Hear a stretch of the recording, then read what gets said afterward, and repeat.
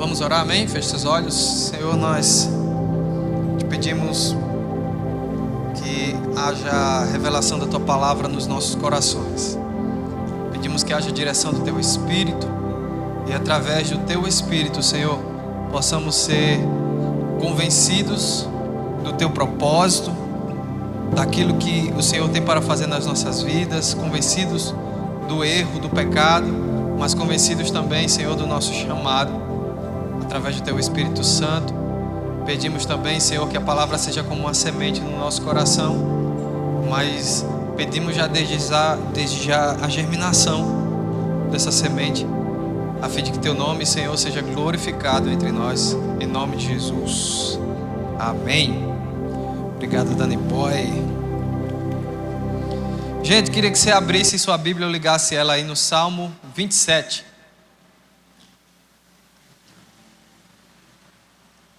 Obrigado.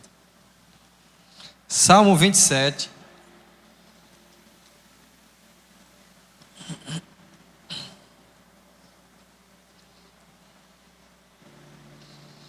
É um salmo pequenininho. São 14 versículos somente.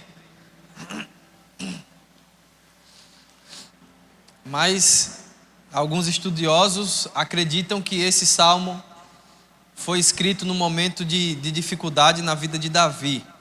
Esse salmo foi escrito por Davi, né?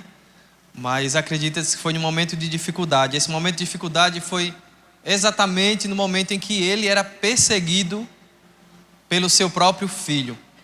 Vocês não têm filho, pelo menos os que não são casados, né?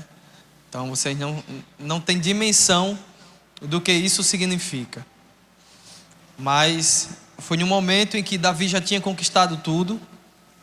Davi foi o maior guerreiro que existiu naquela época. E sendo o maior guerreiro, conseguiu conquistar tudo. Mas passou por um problema na sua família e ia perder o governo da sua própria casa e de Israel para o seu filho. Teve que fugir do próprio filho. Então, esse salmo se passa nisso. Eu precisava dizer para você, para que você entendesse cada uma das palavras que Davi disse, amém? Vocês estão comigo? Tem alguém cansado aí da ó? Quem está cansado, levanta a mão. Quem não está, levanta o pé. Está cansado? Pronto, ó, já levantaram o pé aí. Glória a Deus, vamos lá. Versículo 1 diz: o Senhor é a minha luz, a minha salvação, de quem terei temor? Ou em alguma versão, se alguém tiver com NTLH, deve estar dizendo: de quem terei medo? O Senhor é meu forte refúgio, de quem terei medo? Quando homens maus avançarem contra mim para destruir-me, eles, meus inimigos e meus adversários, é que tropeçarão e cairão. Ainda que um exército se acampe contra mim, meu coração não temerá. Ainda que se declare guerra contra mim, mesmo assim estarei confiante. E aí a gente vê Davi tentar começar a falar sobre isso, e dizendo isso, ele diz que não vai ter medo de nada. E ele fala coisas assim que às vezes a gente lê e passa direto, porque a gente lê a Bíblia religiosamente, né? A gente não lê a Bíblia prestando atenção no que está escrito, porque ele disse: ainda que o exército se levante contra mim. Ele não falou ainda que um exército se levante contra o meu exército. Ele disse: ainda que um exército se levante contra mim. Isso significa que são pelo menos 6.000 homens, que era a composição de um exército, contra uma pessoa só. Ele disse: não terei medo. E aí o primeiro ponto que eu quero conversar com vocês é exatamente sobre medo. De onde vem o medo? Porque se um cara chega e diz assim: eu posso guerrear contra 6.000 pessoas sozinho e não vou ter medo, e a Bíblia é a verdade, amém? Vocês acreditam que a Bíblia é a verdade? Então o que ele falou é verdade. Então ele não tem medo de 6.000 homens. Eu acho que eu ainda não teria medo de 3 ou 4. Mas eu acho que 6.000 Se passasse de 10, eu já ficaria assustado.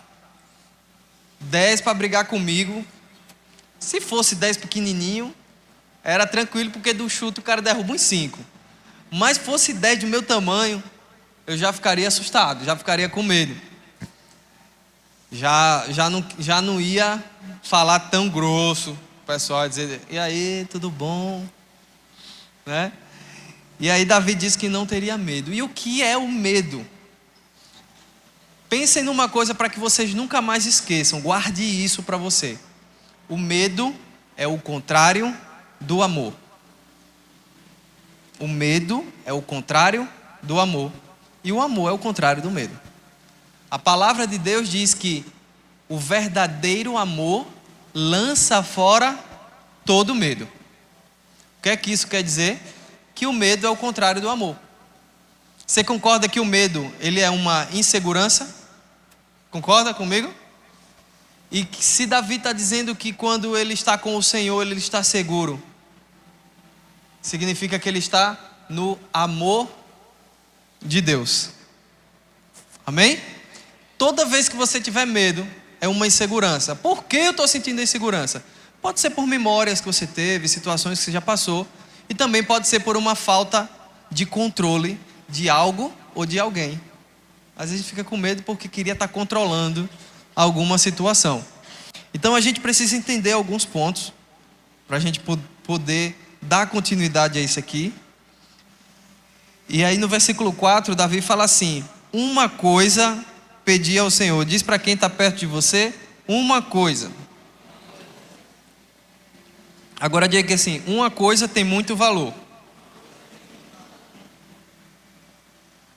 Às vezes a gente fala qualquer coisa não tem valor. Uma coisa tem muito valor. Mas qualquer coisa não tem valor de nada. Vocês ainda não entenderam, né? Eu vou explicar para você. De repente, você vai numa sandubaria e chega na sandubaria e eu ia muito no... Minha mãe tinha um trailerzinho que vendia sanduíches. E eu chegava lá e minha mãe falava, quer qual sanduíche, meu filho? Eu falava qualquer coisa. Qualquer coisa não tinha importância. Qualquer um que ela fizesse para mim estava bom. Não tinha importância. Então, chegou até o tempo que ela falou, então eu vou criar o sanduíche, esse é o qualquer coisa. Aí no outro dia eu falei, então faço... eu falei, e aí, quer o quê? Eu falei, tanto faz. Ela, vou fazer o tanto faz. Então, criou um outro sanduíche com o nome tanto faz. E tinha o qualquer coisa e o tanto faz. Eu tenho que arrumar alguma coisa, porque ela não suportava que eu falasse algo sem valor. Porque quando alguém quer lhe dar algo que você desvaloriza, essa pessoa vai ficar chateada. Tá dando para entender? Quando seu pai, sua mãe falam alguma coisa com você, e você diz, ah mãe, tanto faz. Ah pai, qualquer coisa. Você está desvalorizando e ele não gosta disso, já fique ciente disso. O pai e a mãe não suportam isso. Pode ser até que ele lhe responda com uma palavra bem dura para que você bote a cabeça no lugar. Mas uma coisa tem muito valor. Porque quando você chega para alguém e de repente está acontecendo um monte de situações na sua vida e você olha para a pessoa e diz assim, ó, eu só peço uma coisa para você, mais nada, só uma coisa. Essa coisa tem valor? Então uma coisa tem valor. Qualquer coisa não tem valor nenhum. Amém? Então Davi, ele pediu para Deus o quê? O quê, gente? Uma coisa. Então uma coisa tem valor? Uma coisa tem o maior valor que existe. Ele só queria aquilo ali. Ele só queria uma coisa. Por que ele só queria uma coisa? Porque essa uma coisa é o que faz com que ele tenha todas as outras coisas. Sabe, eu quando converti, eu tinha 10 anos. Alguns de vocês têm 10. Né? E aí, antes de eu converter, quando eu tinha 4 anos, eu fui levado para a casa de uma bisavó minha. Porque, por uma confusão familiar, minha mãe tinha ido morar com meu pai só que o meu pai não tinha me registrado. E aí eu morei na casa dessa bisavó, sem mãe e sem pai. E lá era uma bagunça, mas eu não vou contar sobre a bagunça que era lá. Mas ali eu me senti só. Não tinha ninguém comigo. Tinha minha bisavó, tinha tio, tinha primo, mas não tinha mãe, não tinha pai. Eu me senti só, sozinho. 4 anos. E eu passei 1 ano nessa casa, né? E depois eu volto, aí fico um período com a minha mãe, um período na casa da minha avó, e fica de um lado para o outro, meio que um cigano, sabe? Não sei se alguém já teve uma vida assim, se teve não, levante a mão. Mas de estar sempre tendo que se mudar, longe de pai, longe de mãe, longe de todo mundo. E aí com 10 anos eu falei, eu vou aceitar Jesus. Tem uma história bem longa por trás, mas eu não vou contar lá agora. Mas eu lembro que eu era um menino que até minha mãe dizia que eu tinha o gene do pica-pau. Porque o pica-pau sempre fazia maldade com os outros, né? O pica-pau fazia umas coisinhas só para irritar os outros, fazia só maldade. Não sei se você já... acho que quase ninguém aqui assistiu o pica-pau, né?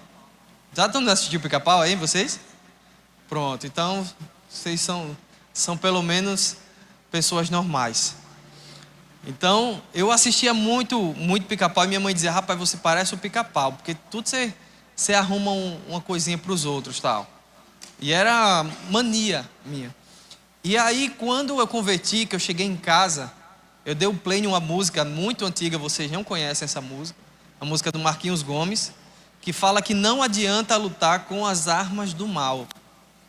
Aí fala, levante a bandeira do amor, que esse vento vai passar. Eu mesmo com 10 anos, a minha vida era uma turbulência. Era uma doideira com 10 anos. E aí era uma casa muito desorganizada. E quando eu fui para casa da minha mãe, meu padrasto sempre chegava bêbado. E às vezes eu tinha que me esconder atrás do sofá, porque ele estava com a arma. Chegava fazendo zoada em casa, com a mão assim, com a arma na mão. E eu tinha medo, né? E a gente se escondia às vezes atrás do sofá. Às vezes eu, encostado assim atrás do sofá com medo, terminava adormecendo ali, com medo da situação. Depois, no outro dia, estava tudo bem. Ele nunca foi uma pessoa ruim, mas a pessoa quando está bêbada, ela perde muitas vezes o controle de si. Quem já presenciou alguém bêbado sabe como é. E aí, quando eu encontrei Jesus, eu falei, eu preciso de uma mudança na minha vida. Todos os meus familiares têm um histórico terrível, não dá para contar agora, mas muitos têm um histórico terrível, e tem vários históricos ruins, histórico até de assassinatos, de brigas terríveis na rua, e assim, eu tinha que tomar uma decisão na minha vida. E eu tomei essa decisão não somente para meu próprio benefício, mas porque eu pensava assim, eu vou ser alguém diferente um dia. Eu não vou ser igual a todo mundo. Eu não sei se isso já passou na sua cabeça, dizer assim, eu não vou ser igual a todo mundo da minha família. Se ainda não passou, eu digo para você, lê a Bíblia, porque ela diz, levanta-te dentre os mortos, porque você está morto. Se você não pensa dessa forma, que quer ser diferente, já comece a despertar agora e dizer assim, eu tenho que acordar. Eu tenho que mudar essa minha mente degradada de ser alguém totalmente que vive na mesma coisa que todo mundo já viveu um dia. De acreditar que você não pode ser alguém diferente. E aí ele diz assim, uma coisa pedi ao Senhor e é o que eu procuro, que eu possa viver na casa do Senhor todos os dias da minha vida. Aí ele diz, para quê? Para contemplar a bondade do Senhor e buscar sua orientação no seu templo. Vocês estão vendo aí que tem templo escrito? Dá para ver aí? No seu templo, vocês estão vendo lá atrás, né? Não é aí não, é lá atrás, olha lá. Estão vendo lá? Não é isso? E aí, gente, comecei a crescer. Fui para a presença de Deus. E é aí que entra um divisor para a minha e para a sua vida. O divisor foi o seguinte: na minha geração, ou seja, há 28 anos atrás, quase nenhum de vocês era nem nascido quando eu tinha 10 anos, né? Quem aqui, tirando o pessoal da comissão e do louvor, tem mais de 28 anos? Ninguém, né? Então, vocês ainda eram um pano que estava lá no céu. Nessa época, eu com 10 anos, eu falei: eu quero viver neste lugar. Eu quero viver neste lugar. Eu não sei o que eu vou fazer, mas eu sabia que eu tinha que buscar Deus, mas não sabia como. E eu falava: eu tenho que viver neste lugar. E eu começava a ir para a igreja todo dia. Quase todo dia eu estava na igreja. Era direto na igreja. Eu, de repente, falei: não, eu tenho que aprender. Eu estou vendo lá, o pastor está sozinho, com um negócio batendo aqui, que ele tocava uma panderola. O outro pastor está ali tocando violão, mas está faltando. Eu vou aprender também. Aí aprendi a tocar violão e tal. E de repente eu falei: Deus, agora o pastor vai me chamar. Eu não vou pedir não, o pastor vai me chamar. O pastor vai me chamar. Eu começava a orar. Deus, o pastor vai me chamar, o pastor vai me chamar. E aí o pastor me chamou para o louvor e eu comecei a tocar violão. No louvor, eu tocando violão. E eu todo feliz. De repente surgiu um dia que ia ter uma viagem para Caruaru. Aí, viagem para Caruaru, eu falei: mãe, vai ter uma viagem para Caruaru. É tanto, eu preciso desse dinheiro. E aí minha mãe disse: rapaz, não tem não esse dinheiro. Aí eu falei: mas eu vou. Aí ela falou assim: mas não tenho dinheiro, como é que você vai? Eu falei: eu vou nem que seja na roda do carro. Eu vou de todo jeito, eu sei que eu vou. Deus disse para mim que eu ia. Eu vou para esse negócio. E minha mãe olhava para mim e dizia: meu filho, como é que você vai? Não tem como ir. Ela estava construindo a casa.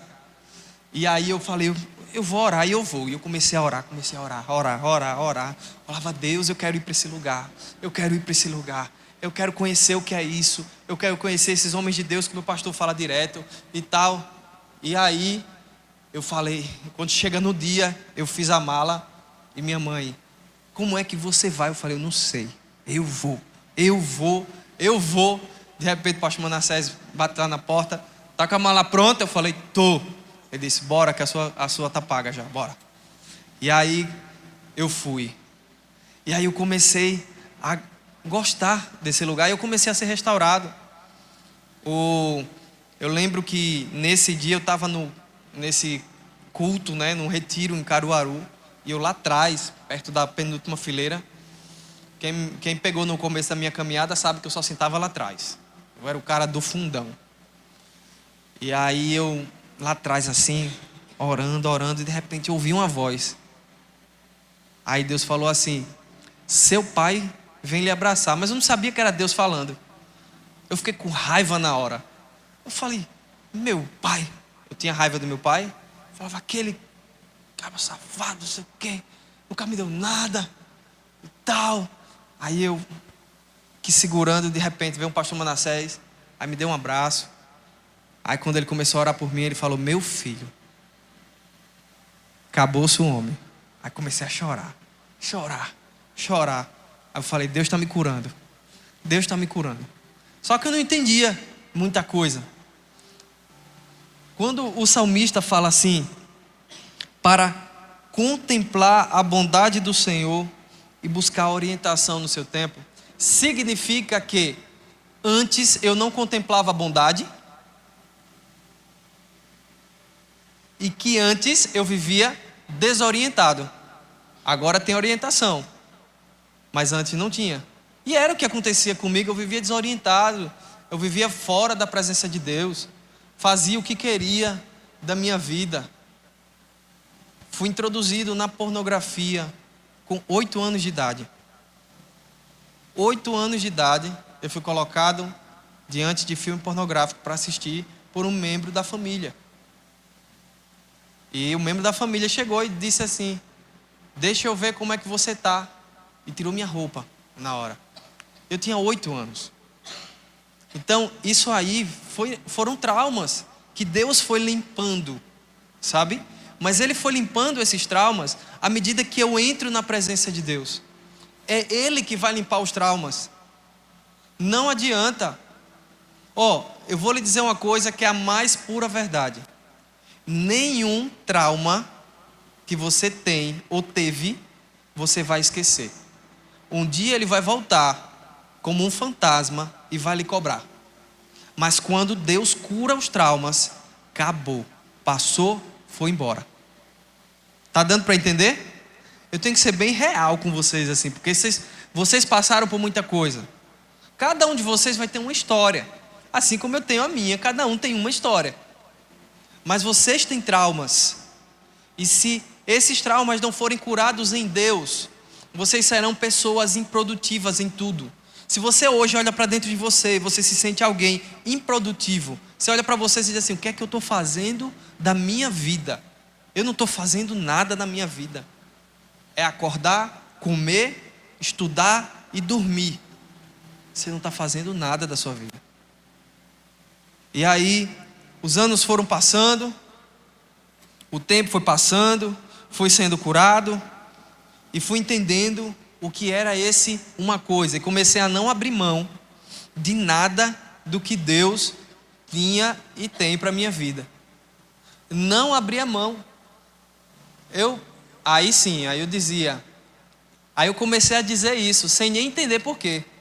Eu não abro para um caminhão carregado de pólvora, com o motorista fumando. Não abro de jeito nenhum. Pode vir um caminhão carregado de pólvora, eu não abro. Eu vou fazer aquilo que Deus mandou. Não abro mão da palavra de Deus. Vai ser o que Deus falou e acabou. Ache ruim quem achar, doa em quem doer.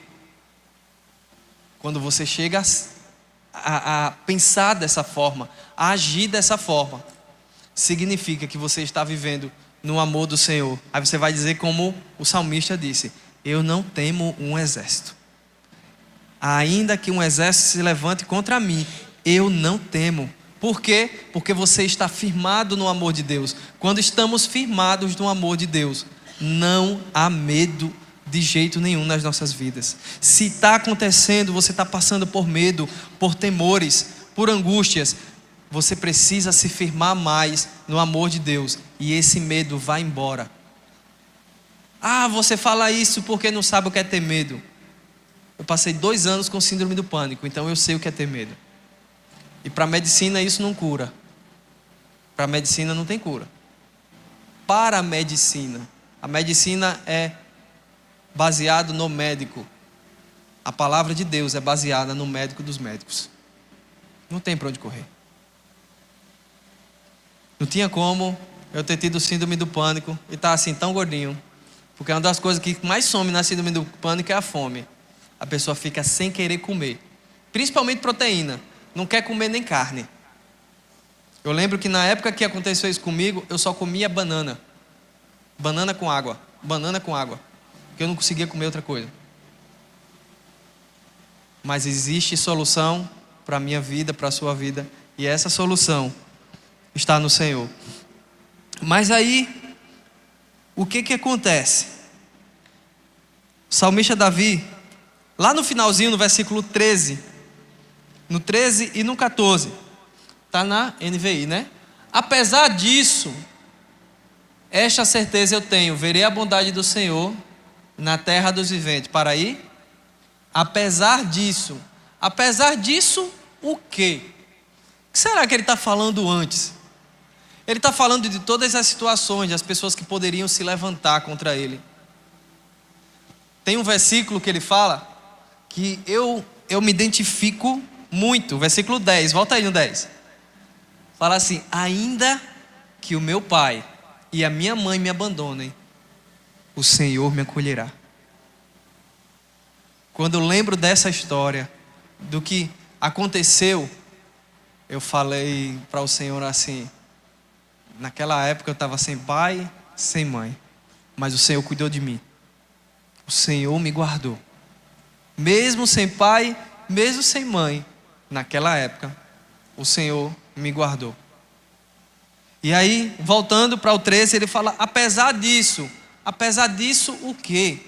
Apesar disso tudo, que pode acontecer ou ter acontecido na sua vida, ele diz: essa certeza eu tenho, verei a bondade do Senhor na terra dos viventes. Por que ele vai ver a bondade do Senhor na terra dos viventes? Por que será? Porque ele tem certeza de estar firmado na palavra de Deus. Ele tem certeza de estar firmado naquilo que Deus está falando para ele. Dá para entender que você pode ter uma certeza, porque uma das coisas que acontece conosco nos tempos de hoje é um excesso de dúvidas, questionamentos. Tem gente que não sabe nem se é homem, se é mulher. Estava conversando com um aluno, dando aula a ele. Aí, ele falando sobre essas questões e tal, de ideologia, de coisa de gênero. Aí ele falou... Corta o áudio aí. Rapidinho, só para contar.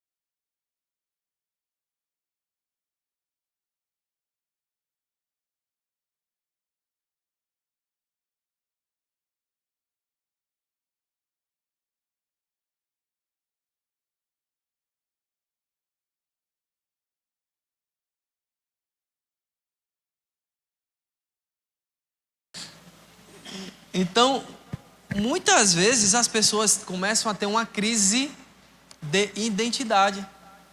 E pode ser que não no nível de identidade sexual, você esteja passando também por algumas crises de identidade. O que é que você vai ser quando crescer? O que é que você vai fazer da sua vida? Se você tem que fazer isso ou tem que fazer aquilo? Se você vai para exatas, se você vai para humanas? Fica aquela coisa na cabeça assim, ó. E eu digo uma coisa: uma mente duvidosa é uma mente paralisada. Uma mente em dúvida é uma mente paralisada. Ela não vai para lugar nenhum. Ela não sai do canto. Uma mente com dúvida é uma mente paralisada. Uma vez eu perguntei para uma moça na porta da igreja, né, ela ia fazer o Enem. Aí eu falei: você vai fazer o Enem? Ela falou: vou. Aí eu falei: você quer fazer que curso? Ela disse: sei não. Aí eu: tá bom, e o que é que seu pai disse sobre isso? Ela disse: ele nunca disse nada. E aí na hora o Espírito Santo soprou no meu coração. Ela falou: como é que ela vai ir para algum lugar se ela não foi lançada? A Bíblia diz que nós somos como flechas na mão do valente guerreiro. E às vezes nós não fomos lançados por alguém. Não foi alguém que disse assim: faça isso, isso e isso. Eu só fui dizer para minha filha: eu quero 5 netos, que ela só disse que quando casar vai ter 5 filhos. Olha, só lancei. Falei: vai que cola, né? Tá, ela disse: não, eu quero ter 5 filhos mesmo, papai. 5 filhos. Vamos ver depois do primeiro, né? Depois do primeiro é que a gente vê. Suportou o primeiro, passou e disse que quer continuar tendo 5, vai. Mas se depois do primeiro disser: não, só mais um, não aguento mais não. Eu vou entender também, né? Que sou pai, vou entender. Mas, brincadeiras à parte, muitas vezes nós vivemos uma dúvida constante na nossa vida, por falta de pai, por falta de mãe. Por falta de relacionamento com o pai, por falta de relacionamento com a mãe. Muitas vezes nós vamos viver dúvidas assustadoras. Muitas delas vão invadir também a parte da sexualidade. Aí ele diz no 14: espere pelo Senhor, seja forte e corajoso. Espere pelo Senhor. Ele repete 2 vezes.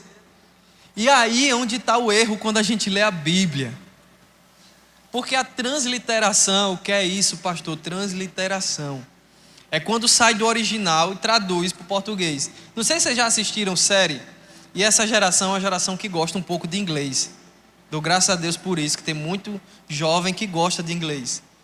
E aí quando você assiste uma série, você está assistindo lá e depois você vai ver o original que o cara disse, não tem nada a ver com o que está escrito lá em português. Já se deparou com isso?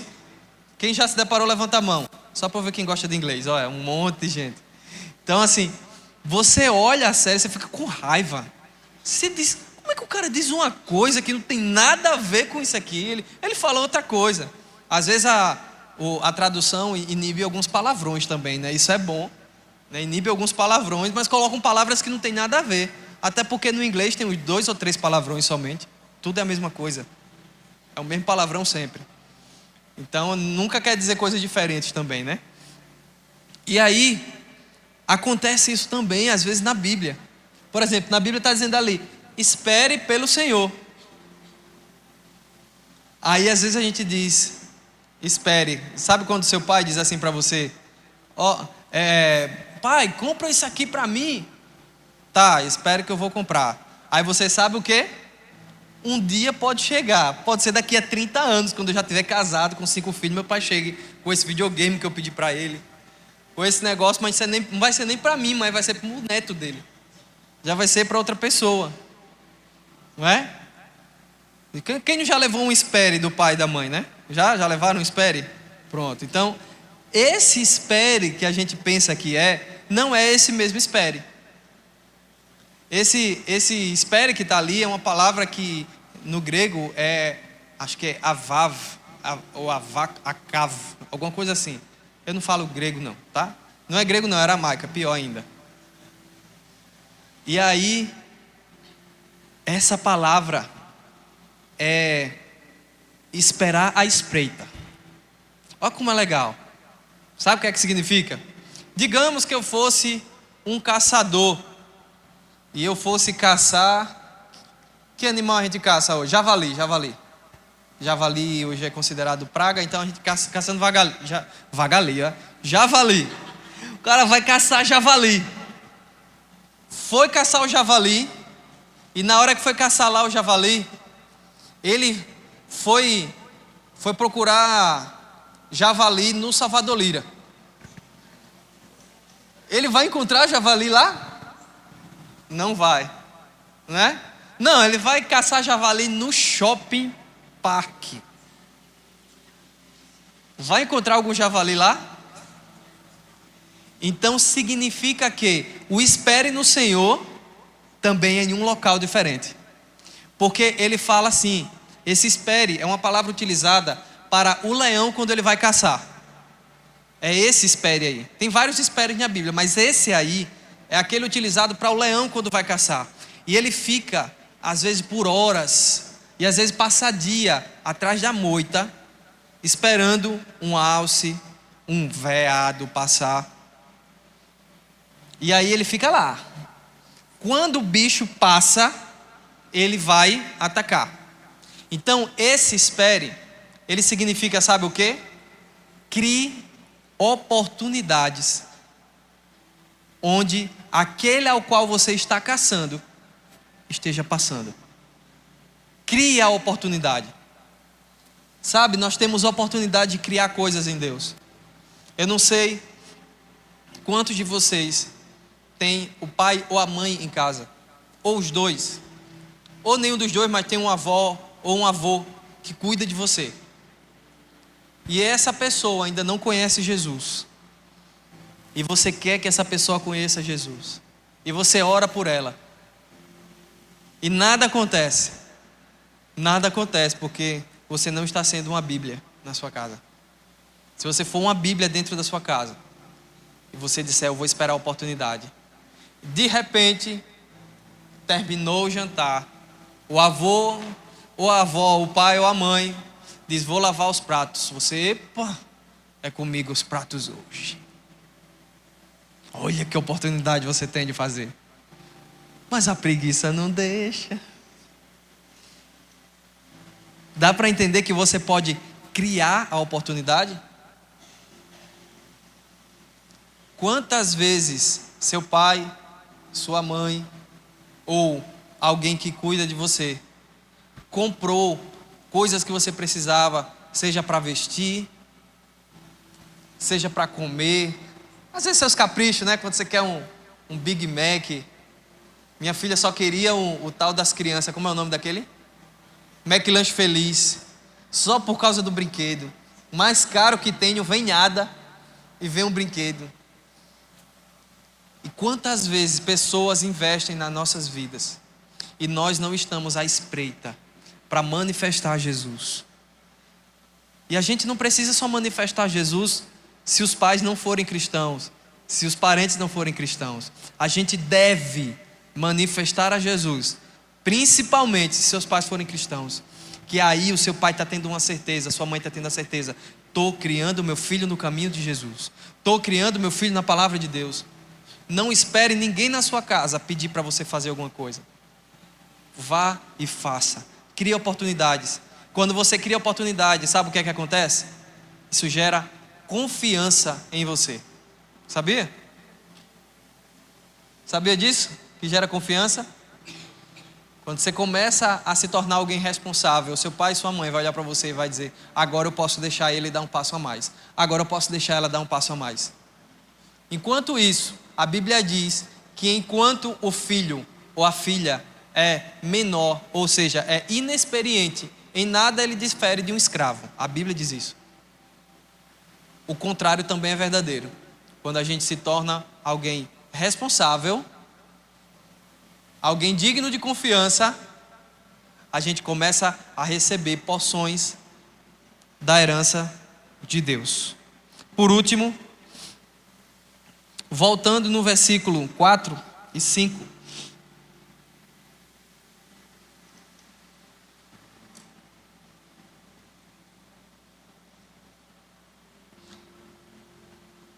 Ele fala uma coisa, e eu quero explicar finalmente o que é uma coisa, tá? Uma coisa pedi ao Senhor e é o que procuro: que eu possa viver na casa do Senhor todos os dias da minha vida, para contemplar a bondade do Senhor e buscar a sua orientação no seu tempo. Agora, olha o versículo 8. A teu respeito diz o meu coração: busque a minha face, a tua face, Senhor, eu buscarei. Diga para a pessoa que está perto de você: busque a face de Jesus. Sabe, às vezes a gente pode confundir presença de Deus com a face de Deus. São duas coisas bem diferentes. Quer ver? Olhe para trás. Quem é que está lá atrás, ali, encostado? Tem mais uma pessoa. Dani, João e a Emily. Vocês estão vendo que são eles, né? Vocês conseguem perceber que são eles pela presença deles, pela maneira que eles estão em pé, pelo tamanho do corpo, pela maneira de ficar em pé. A Emily fica sempre com a cabeça de lado. Então, vocês já conhecem as pessoas, como é que elas ficam, e aí você percebe que é ela, não é? Isso se chama presença. Vocês estão vendo os detalhes? Está vendo quantas espinhas o Dani tem? Dá não, né? Dá para ver? Dá para ver se a Emily tem espinha? Tem espinha, Emily? Tem. Olha, tá vendo? Vocês pensaram que não tinha. Às vezes vai ter coisa na face de Deus que você vai achar que tem, porque está sentindo somente a presença. Mas a gente precisa estar diante da face de Deus. Estar perto de Deus. Estar diante da face significa ter intimidade com Deus. Dá para entender a diferença? Você pode sentir a presença de alguém. Você pode sentir a presença de Deus. Às vezes Deus está falando com outra pessoa. Nem com você é. Mas quando nós nos colocamos diante da presença do Senhor e procuramos a sua face. Viu o que Davi disse? O meu coração me diz que o Senhor disse: busque a minha face. É diferente buscar a face de Deus? Não é? Porque buscar a face significa conhecer de perto. Como é que a gente conhece Deus de perto?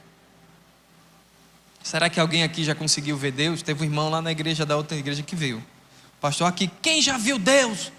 Aí o irmão levantou a mão. Aí o pastor, você já viu Deus? Ele já. Certeza que você viu Deus? Ele perdeu a certeza e baixou o braço. Às vezes o irmão está meio dormindo na hora assim. O pastor, quem já não sei o quê? Aí levanta a mão e não percebe que. Teve um que levantou. As mulheres de Deus, levanta a mão. Aí ele levantou a mão, lá no Acauã. Fala, bichinho, rapaz. Não... Quem quer casar? Ele, as solteiras que querem um varão. Levanta a mão, ele. Falei, rapaz, se eu não te conhecesse, eu ia dizer que tu faz parte dos outros 32 tipos. Amém, gente? Deu para entender? A gente precisa buscar a face de Deus. Nesses últimos dias do homem na terra, se a gente não busca a face de Deus, a gente vai se perder.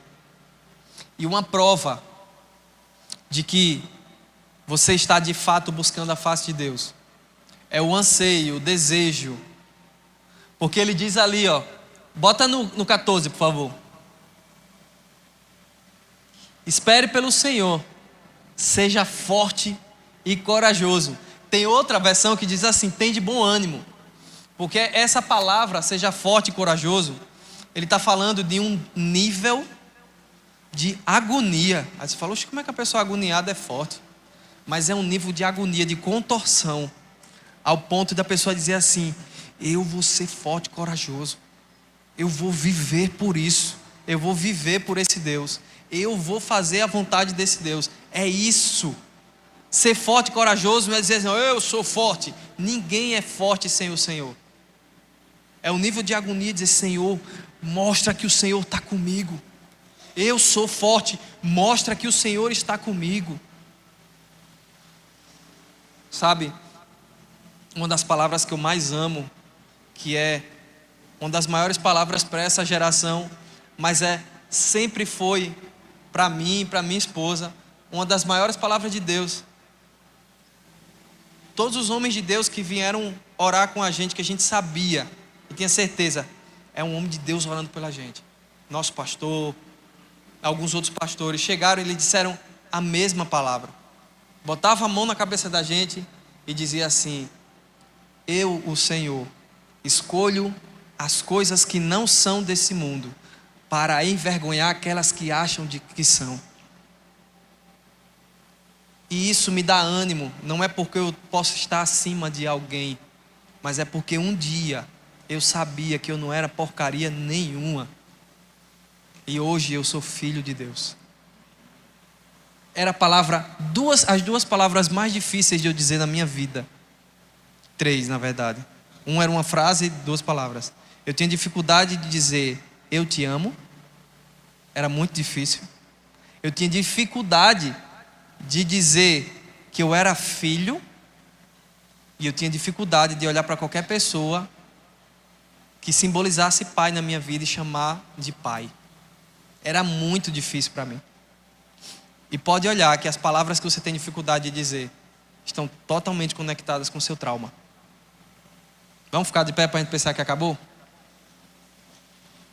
Eu só queria orar com você e até rapidamente mesmo fazer o apelo.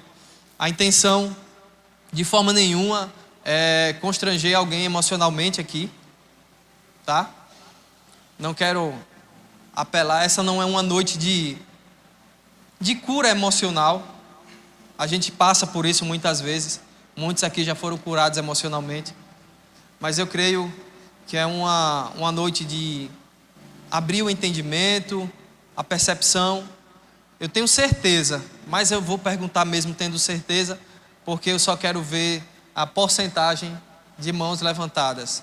Quantos de vocês, depois da palavra, estão saindo daqui tendo encontrado erros no seu coração e com coisas já para consertar, dizendo, a partir de agora eu vou fazer isso aqui lá em casa, vou mudar desse jeito? Quem já está assim?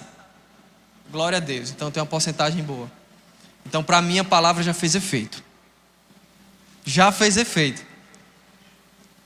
Já capacitou cada um de vocês. Mas mesmo assim, eu sei que tem alguns que não são visitantes, porque já vieram aqui mais vezes. Eu também sei que pessoas que chegaram aqui pela primeira vez, também não sei se já são cristãos ou não, tá? Mas eu queria fazer um convite, né? Se você não é cristão, ou você já foi, um dia saiu e agora quer voltar, eu quero fazer um convite para você a levantar uma das suas mãos e entregar o seu coração para Jesus. Se há alguém aqui nessa noite que deseja isso, que deseja dizer assim: eu quero entregar o coração para Jesus e eu quero viver essa verdade daqui para frente. Eu não quero viver nada diferente disso mais. Eu quero dar um término na vida que eu levava e dar um start na vida que Deus tem para mim. Se há alguém nessa noite que deseja fazer isso, eu queria que você levantasse somente uma das suas mãos, que eu queria orar com você.